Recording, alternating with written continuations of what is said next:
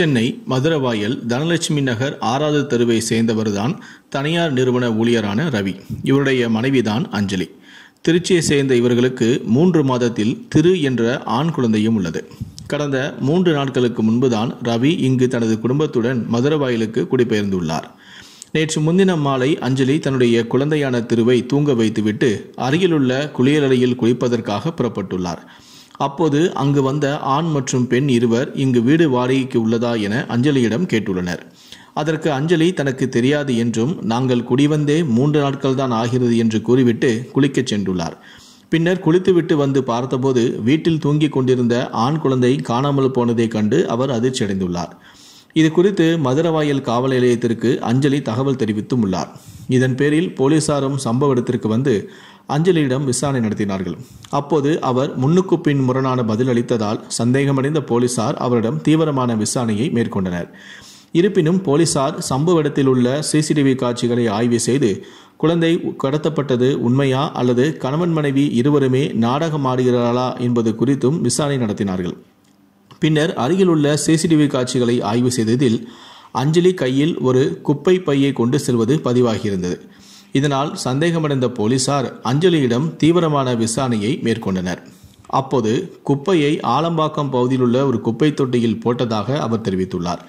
உடனே போலீசார் அங்கு சென்று அதனை பார்த்தபோது தடயம் எதுவுமே கிடைக்கவில்லை.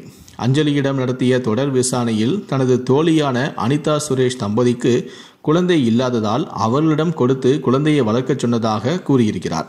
இதையடுத்து அஞ்சலியை அழைத்துச் சென்று பூந்தமல்லி பேருந்து நிலையத்தில் அனிதாவை போலீசார்கள் தேடியுள்ளனர். ஆனால் அவரை கண்டுபிடிக்க முடியவில்லை. அப்போது திடீரென அஞ்சலி கதறி அழுதபடி போலீசாரிடம் தன்னுடைய குழந்தை இறந்துவிட்டதாகவும் அதனை துணியில் சுற்றி குப்பை தொட்டியில் வீசிவிட்டதாகவும் கூறி பகீர் கிளப்பியிருக்கிறார்.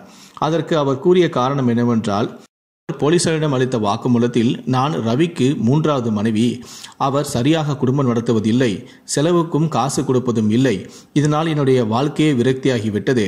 கடந்த சில நாட்களுக்கு முன்பு என்னுடைய குழந்தைக்கு உடல்நிலை சரியில்லாமல் போனது, மருத்துவம் பார்ப்பதற்கு கூட என்னிடம் காசு இல்லை, ஒரு வழியாக குழந்தை இறந்து விட்டது, அதனால் என்ன செய்வது என்று தெரியாமல் குழந்தையை உடலை எடுத்துக்கொண்டு குப்பை தொட்டியில் வீசிவிட்டேன் என கூறி கதறி அழுதிருக்கிறார்.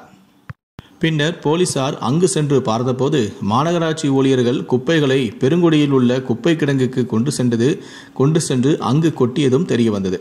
இதனை அடுத்து அஞ்சலியை கைது செய்த போலீசார் குப்பை கிடங்கில் குழந்தையின் உடலை பொக்லைன் இயந்திரம் மூலமாக கடந்த சில 24 மணி நேரமாக தேடி வருகிறார்கள்.